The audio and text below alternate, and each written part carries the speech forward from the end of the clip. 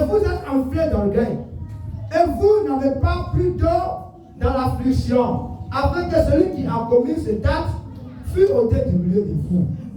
Pour moi, absent de corps, mais présent d'esprit, j'ai déjà jugé, comme si j'étais présent.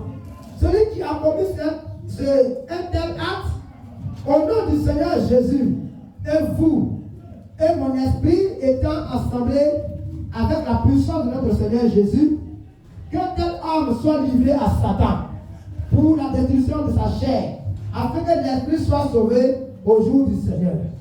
Parole du Seigneur. Amen. Que Dieu bénisse le lecteur. Bien-aimé, c'est l'apôtre Paul qui a dressé la lettre aux chrétiens de Corinthe.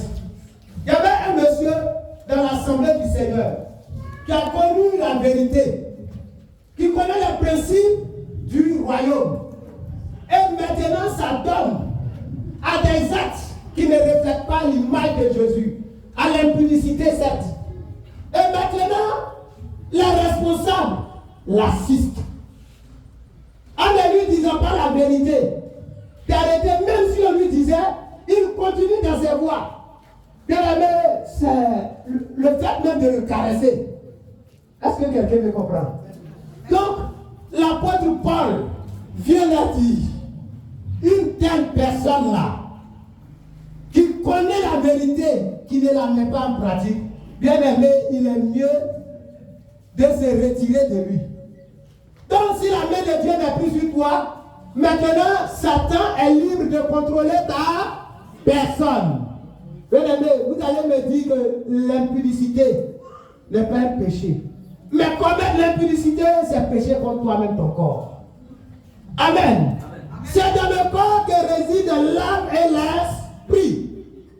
Le corps peut représenter la voiture. Et maintenant, toi, l'Esprit de Dieu qui est le conducteur. Si maintenant, toi qui es le propriétaire de la voiture, on te dit à des lieux où la voiture ne devrait pas rentrer, soit dans un trou, par exprès tu rentres, et que maintenant, tes pneus sont crevés et que la voiture est gâtée, est-ce que la voiture pourra rouler encore? Non. Mais si un conducteur d'auto-école qui est là, qu'est-ce qu'il dira? Il va dire, mon frère, ta manière de rouler n'est pas ça. Amen. S'il ne veut rien comprendre, frère, tu l'as tellement conseillé, il ne veut rien comprendre, tu fais quoi maintenant? Tu le laisses? Il va rouler, non? Et s'il roule maintenant jusqu'à, pour finir, la voiture est gâtée. Demain, quand il a lieu de se déplacer, il ira avec quoi? Il va marcher avec toi aussi. Amen. Qui a fait? Donc, bien aimé, quand on est dans le royaume du Seigneur, quand on devient fils de Dieu, il y a une chose qu'on doit éviter, c'est le péché. Amen. Et l'apôtre Paul signifie, il dit le péché même que ce dernier est en train de commettre là, ça la même on ne voit même pas chez les païens. Oh, on sait que celui-là même, les actes qu'il a posés, c'est plus pire que quelqu'un qui ne connaît pas Dieu. Bien aimé, pourquoi tu as me dit que, pourquoi l'homme de Dieu veut parler comme Paul, pour comparer un chrétien à un païen qui n'a pas encore eu la bonne nouvelle, qui pêche? Jacques 4, verset 17. Quand tu connais la vérité, bien aimé, efforce-toi, fais violence sur toi-même, pour te garder, pour toujours plaire à Dieu. J'aimerais dire à quelqu'un, le combat spirituel, ça commence à partir du moment où tu quittes le camp du diable et que tu maintenant prends la décision de venir au royaume de Dieu. C'est là maintenant, bien aimé, le combat spirituel commence. Le christianisme n'est pas un jeu, ce n'est pas un club d'amis, c'est des réalités, c'est des faits qu'on doit mettre en pratique afin de voir la gloire de Dieu. Frère, les gens s'accentuent sur un verset, Romains 8, 1. Ah non, je suis en Christ maintenant, je ne suis plus condamné.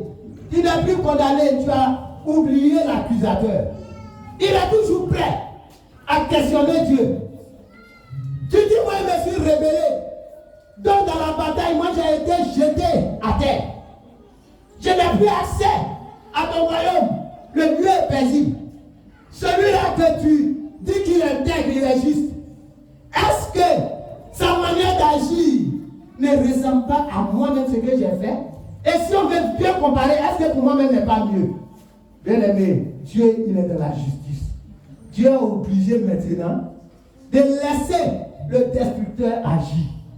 Et en ce moment, tu seras frappé. Et tu vas te dire que je ne comprends pas. Je suis chrétien. Et puis maintenant, je souffre. Tu es chrétien, mais tu as oublié que tu étais chrétien